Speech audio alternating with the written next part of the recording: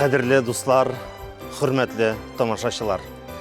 Sizni ixlas көңілден якынлашып келуші яңа 2020 ел белән тәбрикләргә рөхсәт итегез.